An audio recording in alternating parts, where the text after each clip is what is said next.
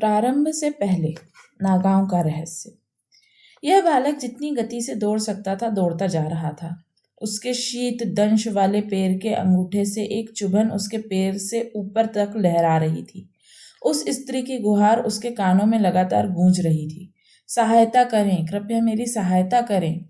वह बिना थमे अपने गांव की ओर सरपट भागता जा रहा था और उसके बाद सहसा ही एक विशाल काय बालों वाले व्यक्ति ने उसे प्रयास रहित एक और को खींच लिया था।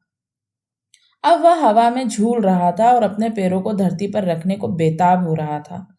वह बालक उस राक्षस की विभत्स हंसी सुन पा रहा था जो उसके साथ खेल रहा था। उसके बाद राक्षस ने अपने दूसरे हाथ से उसे चकरघिन्नी की तरह घुमा दिया और कसकर पकड़ लिया था। वह बालक स्तब्ध होकर निशब्द हो गया। उसने देखा कि शरीर तो बालों वाले राक्षस का था, लेकिन चेहरा उस सुंदर स्त्री का था जिसके पास से वह कुछ क्षण पहले ही भाग आया था। उसका मुंह खुला हुआ था, लेकिन उससे निकलने वाले स्वर स्त्री रूपी न होकर एक रक्त पिपासु गर्जना थी। तुम्हें बहुत आनंद आया ना? तुम्हें मेरी विपत्ति पर बहुत आनंद आया ना? तुमने मेरी विनती को अनसुना कर दिया ना? अब यह चेहरा तुम्हें शेष जीवन सताता रहेगा। उसके बाद एक छोटी तलवार पकड़े हुए एक और विकृत हाथ न जाने कहां से उभरा और इससे पहले कि वह बालक कुछ समझ पाता उसने उस भव्य सिर को बेधड़ कर दिया। नहीं! अपने सपने से हड़बड़ाते उठते हुए वह नन्हा बालक चीख पड़ा। उसने पुआल की शैया पर चारों ओर चौंक कर नजर घुमाई। देर संध्या का समय था। उसकी अंधकारमय झोपड़ी में सूरज की थोड़ी बहुत रोशनी छन छन कर आ रही थी। द्वार पर एक छोटी सी आग दम तोड़ रही थी। अचानक ही किसी ने तेजी से स्वर अंदर आने पर वह दमक उठी। शिव, क्या हुआ? क्या तुम ठीक हो पुत्र? बालक ने ऊपर की ओर देखा। वह पूरी तरह से घबराया हुआ था। उसकी माँ ने उसे अपनी बाहों में ले लिया और उसके थके हुए सिर को अपने सीने से लगा लिया। उसके कानों में माँ की आरामदेह ममतामयी और सधी हुई आवाज आई, सब ठीक है मेरे बच्चे, मैं यहीं हूँ, मैं यहीं हूँ। बालक ने अनुभव किया कि जैसे ही उसकी आंखों से आंसू बहने लगे तो उसके शरीर का तनाव भी कम होने लगा था। क्या हुआ मेरे बच्चे? वही भयानक सपना? बालक ने अपना सिर हिलाया। आंसू और तेजी से बहने लगे। वह तुम्हारा दोष नहीं है। तुम क्या कर सकते थे पुत्र? वह तुमसे 3 गुना बड़ा था, एक बड़ा आदमी।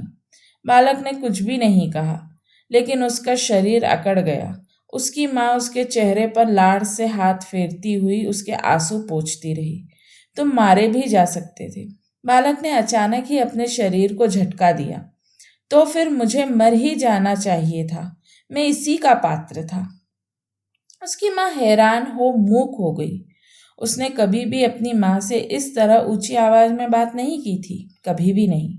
उसने जल्दी से इस विचार को झटक दिया और पुत्र का चेहरा सहलाने के लिए हाथ आगे बढ़ाया। ऐसा दोबारा मत कहना शिव। यदि तुम जीवित नहीं रहोगे तो मेरा क्या होगा? शिव ने अपनी नन्ही मुट्ठी को घुमाया और अपने ललाट पर मारता रहा जब तक कि उसकी माँ ने उसकी मुट्ठी नहीं हटाई। क्रोध से एक गहरे लाल रंग का निशान उसकी भौहों के बीच उभर आया। माँ ने उसके हाथ नीचे कर उसे खींचकर अपने सीने से गले लगा लिया। उसके बाद जो उसने कहा वह सुनकर शिव चौंका।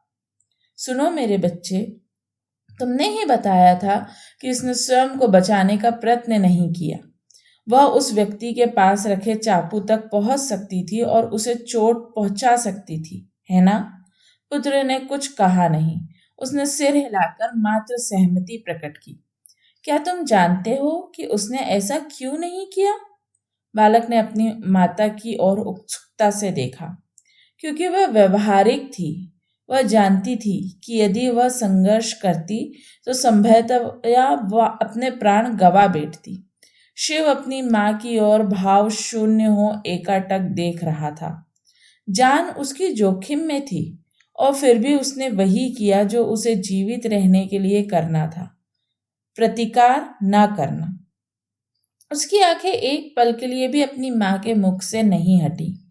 फिर तुम्हारा व्यवहारिक बनना और जीवित रहने की इच्छा करना गलत कैसे हो सकता है? बालक पुनः सिसकियां भरने लगा। उसके मन को कुछ शांति मिल रही थी।